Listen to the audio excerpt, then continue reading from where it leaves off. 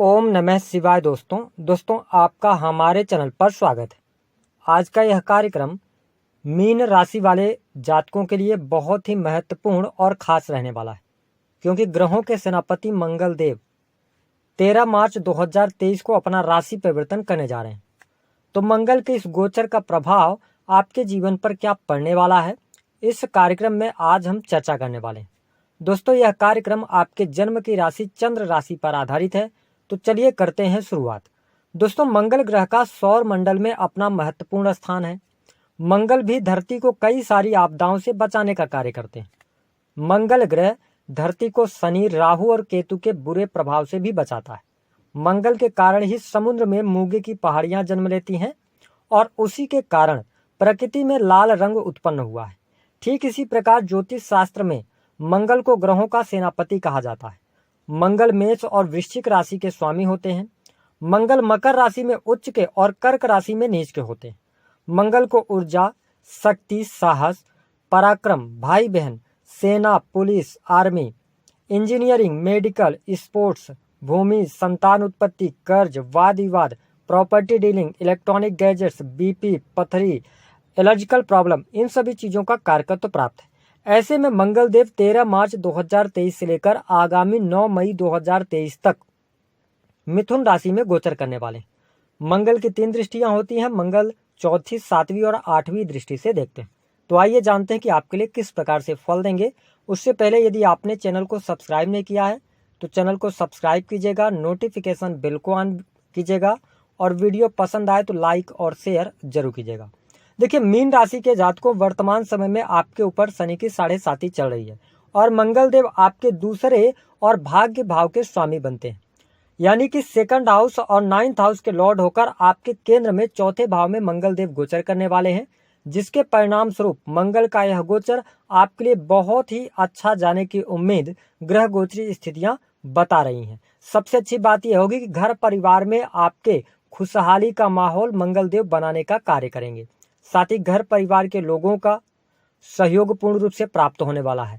मंगल का यह गोचर आपके जीवन में भौतिक सुख सुविधाओं में भी वृद्धि लेकर आने वाले हैं। यदि आप काफी लंबे समय से कोई वाहन लेना चाह रहे थे, कोई प्रॉपर्टी खरीदना चाह रहे थे अथवा मकान का सुख आप नहीं प्राप्त कर पा रहे थे, मंगल का यह गोचर आपके प्रयासों में सफलता देने का कार्य करने वाला है। साथ ही 4था भाव जो होता है यह आपके माता जी का होता है।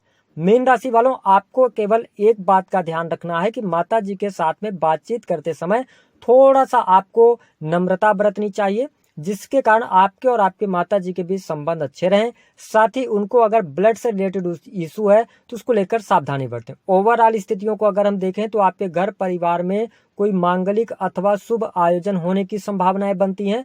साथ ही इस गोचर अवधि के दौरान आप कोई नया इलेक्ट्रॉनिक गैजेट्स भी खरीद सकते हैं। तो ये स्थिति आपके लिए बहुत ही बेटर यहाँ पर मंगल देव बनाने का कार्य करेंगे। अब देखिए कि मंगल देव की 4थी जो दृष्टि जा रही है वो आपके 7म भाव पर जा रही है, जिसके परिणाम स्वरूप आपके काम कारोबार के लिहाज से मंगल का यह गोचर बहुत अच्छा रहने वाला है। अगर आप बिजनेस कर रहे हैं तो बिजनेस में आपको प्रॉफिट होने की पूर्ण संभावनाएं दिखाई देती हैं। साथ ही यदि आप पार्टनरशिप में कोई कार्य कर रहे हैं उसमें भी आपको अप्रतिम सफलता प्राप्त होती नजर आ रही है। काम कारोबार यदि आपका नहीं चल रहा था, उसमें अड़चने आ रही थी, समस्या आ रही थी, तमाम प्रकार की समस्याओं को यहाँ पर मंगल देव दूर करने का कार्य करेंगे।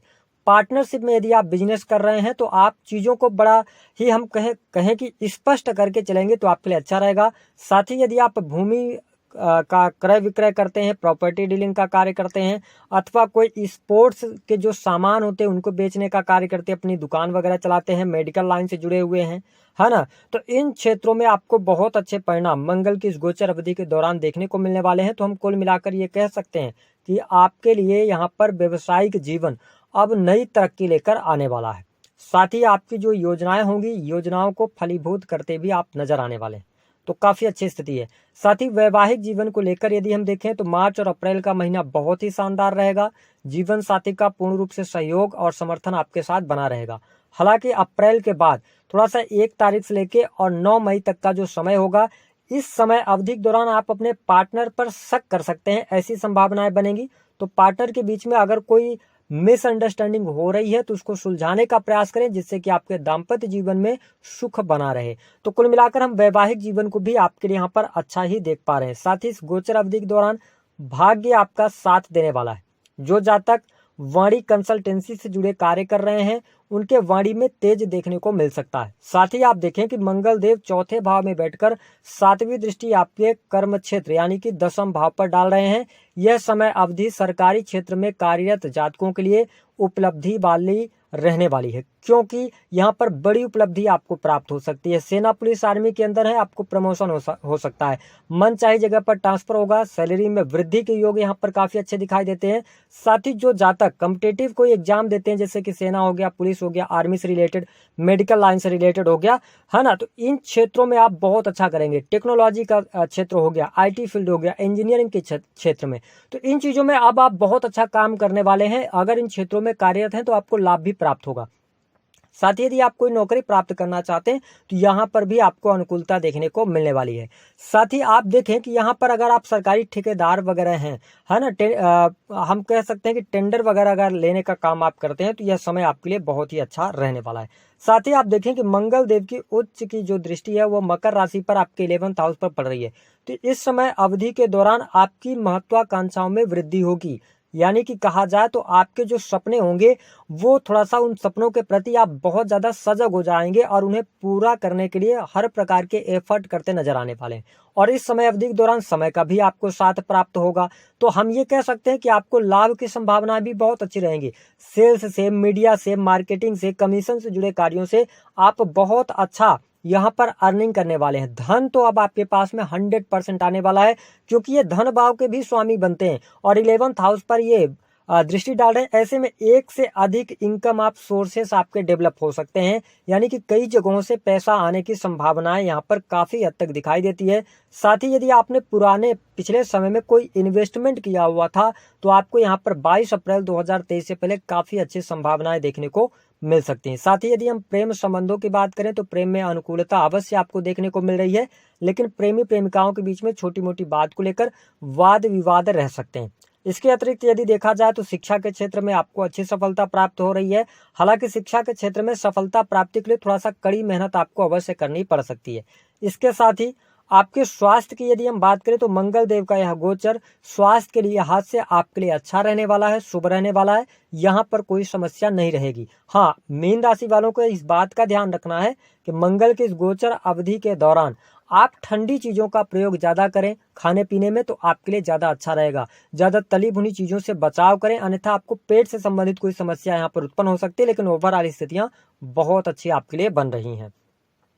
अब हम बात कर लेते हैं कि जो हमारे मीन राशि वाले जातक हैं तो उनको उपाय क्या करना चाहिए। देखिए, मंगल देव को अच्छा करने के लिए सबसे अच्छा उपाय यह है कि आप हनुमान चालीसा का पाठ करें, हनुमान जी की भक्ति करें, उनकी उपासना करें, तो ये बहुत अच्छा रहेगा। साथ ही आप एक काम और कर सकते हैं कि अगर जीवन में मंगल की स्थिति ज्यादा खराब है तो भाई बहनों से वाद विवाद करने से बचें। भाई बहनों को खुश रखेंगे तो आपके मंगल अच्छे रहेंगे। इसके अतिरिक्त आपको जो गुड़ होता है खाने का, है ना, तो वो कम से कम 7 मंगलवार लगातार किसी भी हनुमान मंदिर में जाकर और गरीबों को आप दान करें। इससे भी मंगल आपके अच्छे होंगे। अगर दिक्कत ज्यादा चल रही है तो आप अपने मस्तक पर लाल रंग का टीका भी लगा सकते हैं। अब उन लोगों की बात करते हैं कि किनको संतान की प्राप्ति नहीं होती। तो देखिए, जन्म पत्रिका में मीन राशि वालों यदि पंचम भाव की स्थिति ज्यादा खराब हो, यानी कि पंचम भाव के स्वामी अस्त हो जाएं और पंचम भाव के जो स्वामी है वो तो अस्त हो गए, लेकिन पंचम भाव पर यदि मंगल की चौथी, 7वीं या 8वीं दृष्टि पड़ जाए और मंगल भी जन्म पत्रिका में खराब हो तो कई बार संतान प्राप्ति में बहुत सारी बाधाओं का सामना करना पड़ता है। यही यदि स्थिति जातिका के पत्रिका में हो जाए, यदि मंगल की दृष्टि पंचम भाव में पड़ जाए और निगेटिव मंगल की दृष्टि पड़े और साथ ही कहीं शनि अथवा राहु की भी दृष्टि पंचम भाव पर पड़ जाए, तो हमने यह भी अनुभव में पाया है कि ऐसे में गर्भ क्षय का खतरा बन जाता है, गर्भ ही नहीं ठहरता है, ऐसी स्थिति होती है। या शनि, राहु और मंगल तीनों एक साथ पंचम भाव में बैठ जाएं तो कई बार संतान प्राप्ति के बाद संतान की मृत्यु भी हो जाती है। तो ये 2-3 कंडीशंस रहती हैं। अब आइए हम बात करते हैं कि आप यदि मीन राशि वाले हैं तो आपको एक चीज का किसका ध्यान रखना है। इस समय अवधि के दौरान अपने पैसे को न तो किसी को उधार देना है, न तो किसी से लेना है। तो दी गई जानकारी पसंद आए तो वीडियो को लाइक करें, चैनल